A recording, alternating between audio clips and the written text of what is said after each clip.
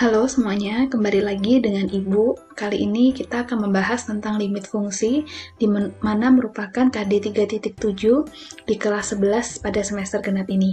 Nah, apa pengertian, bagaimana sejarahnya, dan apa sih konsep dari limit fungsi ini? Mari kita belajar bersama di video yang pertama ini. Sejarah limit diawali atau diperkenalkan pertama kali pada abad yang ke-19 oleh Weierstrass dan pada akhirnya disempurnakan atau dinotasikan oleh Cauchy, dua matematikawan yang memperkenalkan dan juga menotasikan limit yang bisa kita gunakan sampai sekarang. Lalu bagaimana pengertian limit itu sendiri? Yaitu pencapaian hasil yang pada kenyataannya tidak pernah tercapai, tetapi dapat didekati sedekat-dekatnya. Nah, bagaimana konsep kerja limit sendiri? Jika kalian diminta untuk menggambarkan pada diagram Kartesius suatu fungsi fx pada layar, maka langkah pertama pasti kita akan melakukan atau mencari koordinat titik ya, di mana kita akan menentukan nilai x dan y-nya, lalu kita bisa menggambarnya. Nah, oleh karena itu kita memisalkan y nih ya, y sebagai fungsinya yaitu x kuadrat min 1 per x min 1.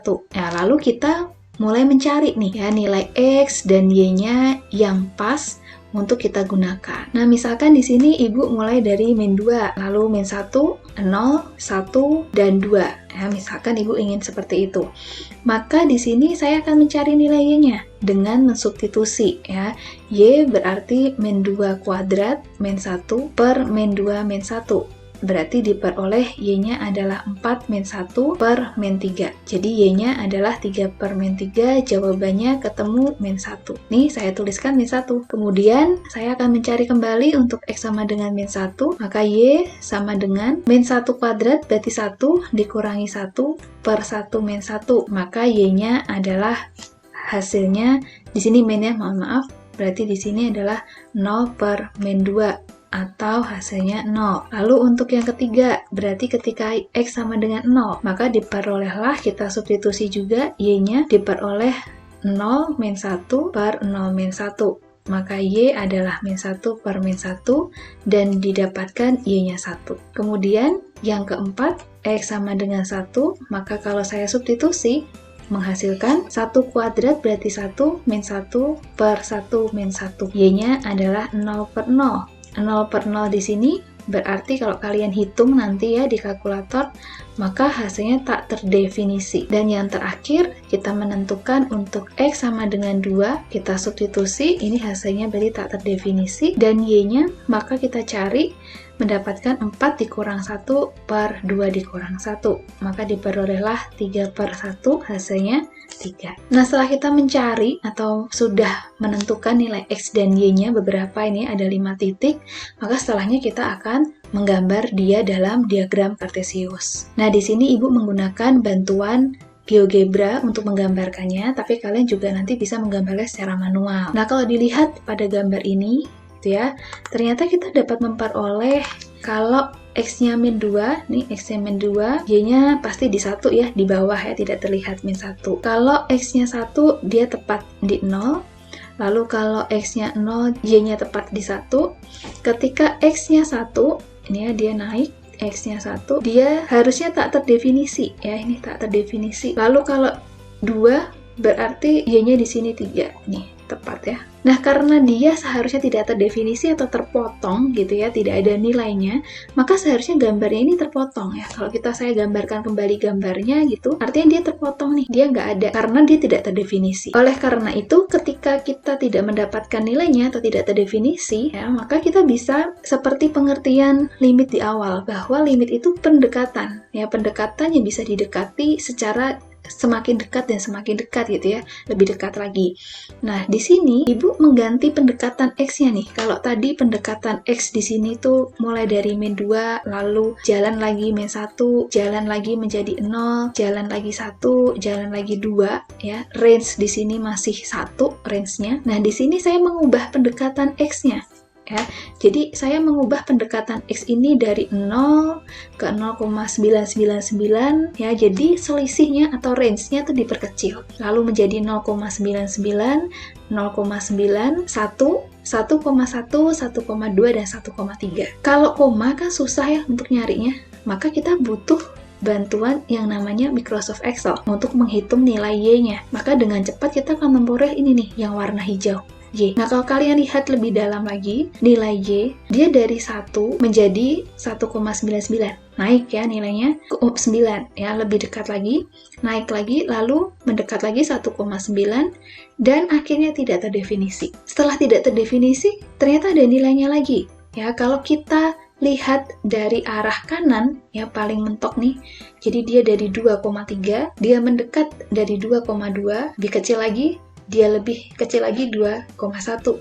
Lalu dia ketemu di tidak terdefinisi. Nah, ketika kita melihat bahwa nilai limit ini atau nilai E ini ya, dia dari arah kanan, pendekatan kanan, nilainya semakin kecil, sedangkan dari pendekatan kiri, ya, pendekatan kiri, nilainya juga semakin besar, ya, bukan semakin kecil. Pada angka berapa menujunya? Kalau kalian lihat dengan jeli, mereka menuju ke angka 2, ya. 1,9 lalu berhenti, dan 2,1 dia mulai lagi. Maka dia menuju dalam satu nilai yang sama, yaitu 2. Nah, kita bisa bilang bahwa limit X mendekati, ini mendekati 1 ya, karena di sini tak hingganya ada di 1, mendekati 1 plus, artinya 1 dari kanan, untuk fungsi X kuadrat min 1 per X min 1, maka bernilai 2. Sedangkan untuk limit X mendekati 1 dari kiri, X kuadrat min 1, X min 1 sama dengan 2 juga, ya. Berarti dari kanan maupun dari kiri, dia menuju satu angka yang sama, maka dia dikatakan mempunyai limit. Nah, maka kita bisa simpulkan, ya limit X mendekati 1 dari X kuadrat min 1 per X min 1 adalah 2. Karena dengan melakukan pendekatan X dari kanan maupun dari kiri, dia akan menuju pada satu angka yang sama, yaitu angka 2. Nah, untuk mendalaminya, kita coba contoh yang berikutnya, yaitu ada GX, X kuadrat plus 4 per X min 2. Ya, sama, kita diminta untuk menentukan gambarnya terlebih dahulu, berarti kita di sini memisalkan lagi ya. Dimisalkan Y, gini, lalu ini X min 2.